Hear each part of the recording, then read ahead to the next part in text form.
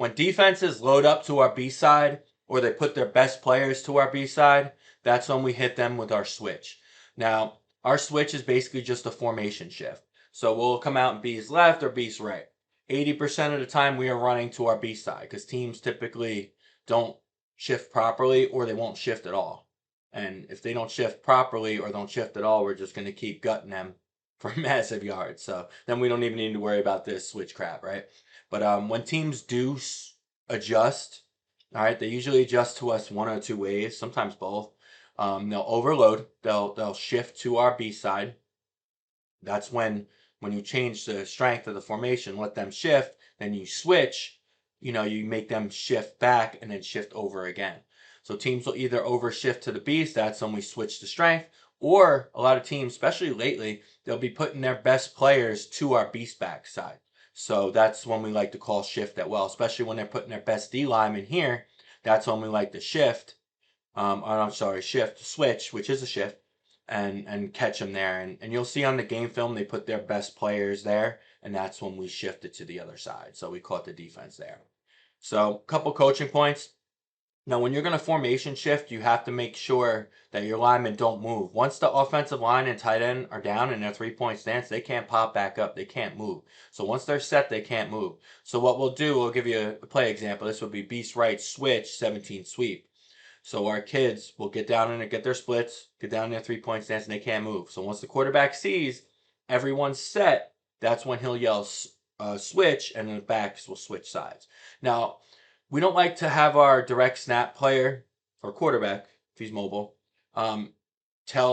yell switch too fast. We kind of want the defense to see we're unbalanced, and we want them to shift. So we will delay a little bit. A lot of what we do is we'll break the huddle, run to the line, get down, boom, run it to our B side. Just outnumber, out leverage them, don't give them time to adjust. But some teams will be ready and they'll scout you. So this is a nice change up against teams that already played us, and it's definitely something we add for the playoffs. We won't show this in the regular season very much, if at all. But we'll save it for when we play these teams again that'll actually be ready for our beast this time.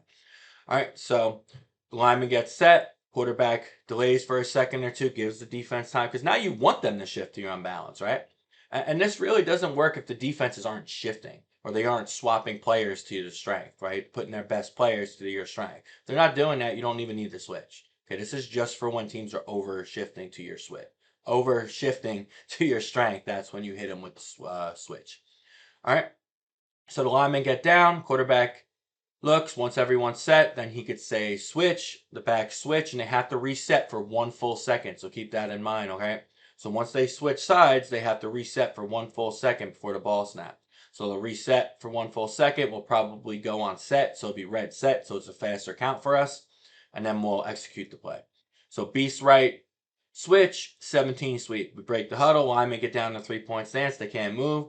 Quarterback gives 2-3 seconds to the defense to adjust. Once they adjust, we yell switch. Kids switch, we reset for a second. When we snap the ball, we out leverage and outnumber them again. What usually happens, guys, let's go to the diagram. Teams will, let's pretend we're still to the right here.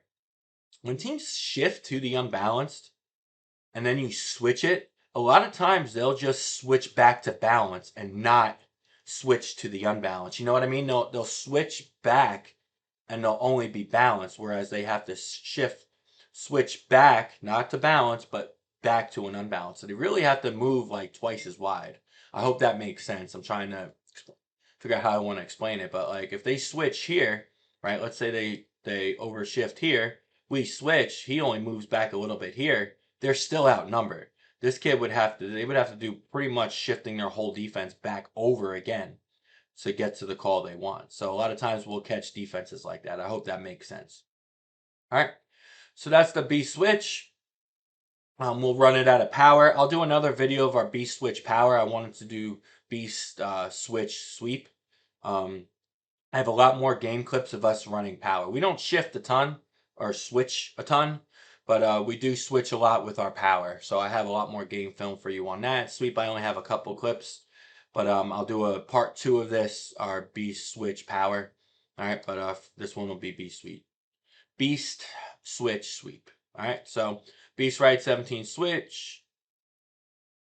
17 sweep. All right, beast right, switch, 17 sweep. So we'll start here. We'll catch the defense on balance. We'll go. We'll seal.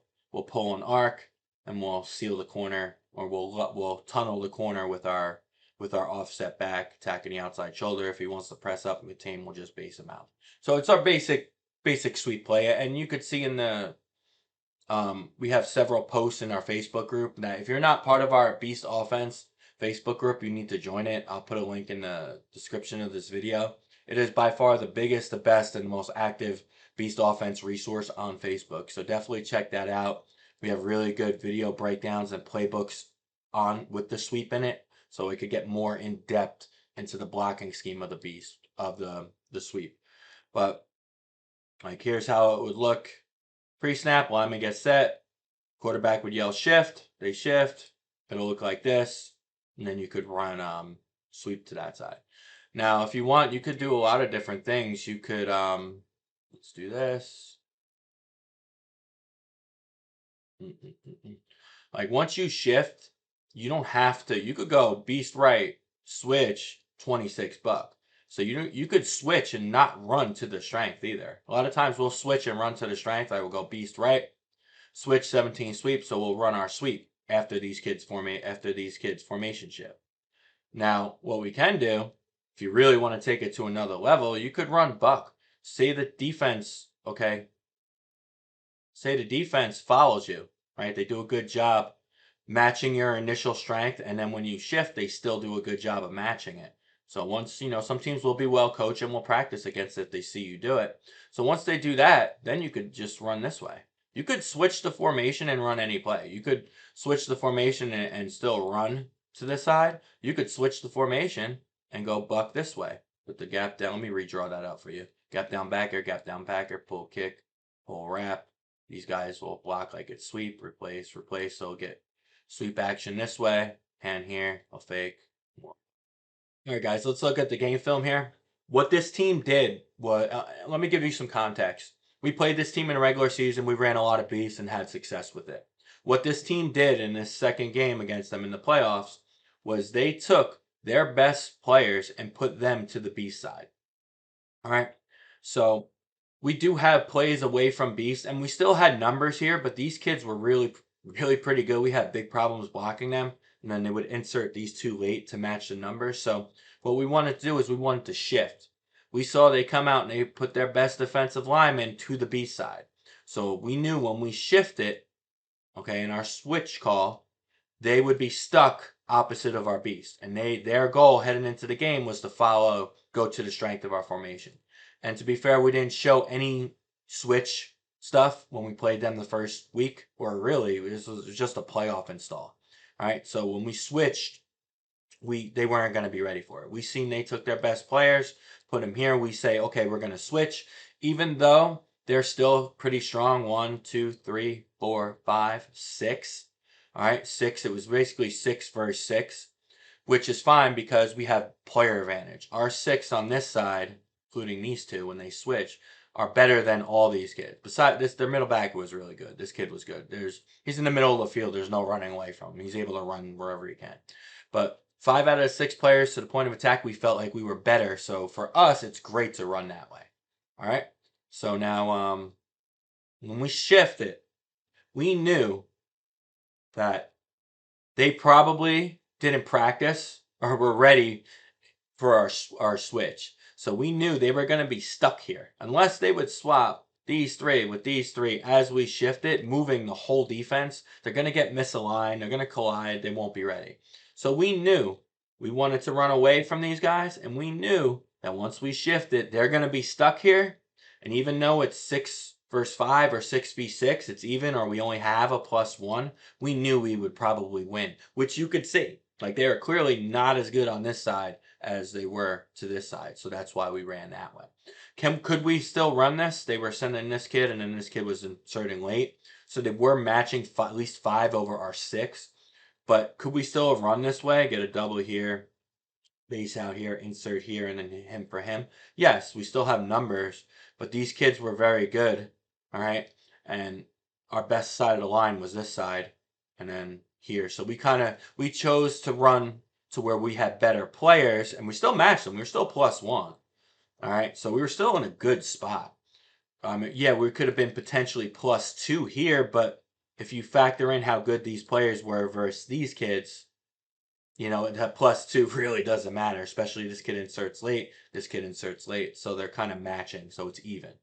So we want to run where we have player advantage. All right, so that's just some context into it, and teams don't have to overshift to run shift, to run a switch.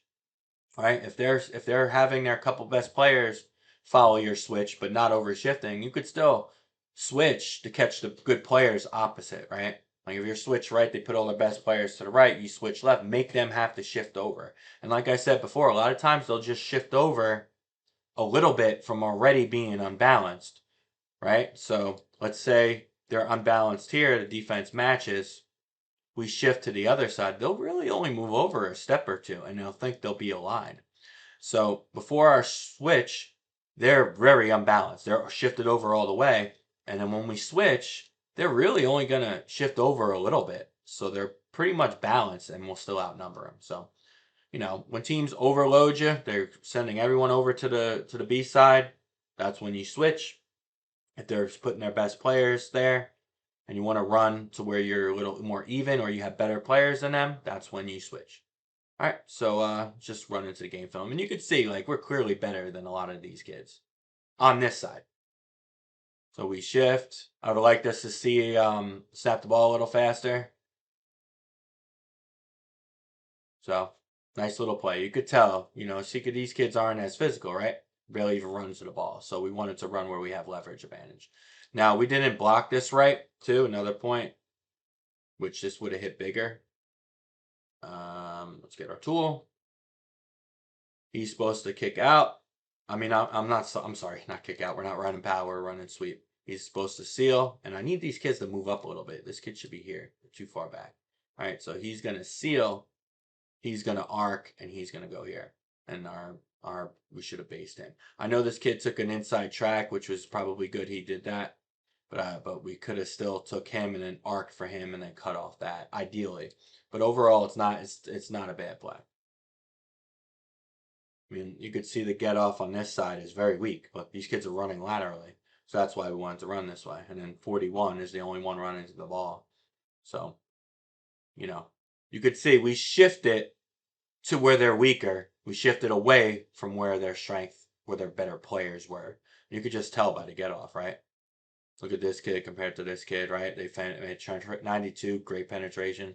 So the other kids on that side didn't even penetrate. So guys, when you're thinking about shifting, guys, keep in mind only do it when teams overshift to your B side, then you could switch, or do it when teams put their best players over your B side. That's when you could switch as well. So and 90, I would say 90, I would say 80% of the time we are running to our beast formation. So this isn't a bad play for them because they'll get the players they want to the play side 80% of the time. But when you throw a switch at them, man, it's a nice change up, and teams will either scramble and overshift again, or they won't shift at all. So, it's a very simple tactic to implement, and it's great for youth football.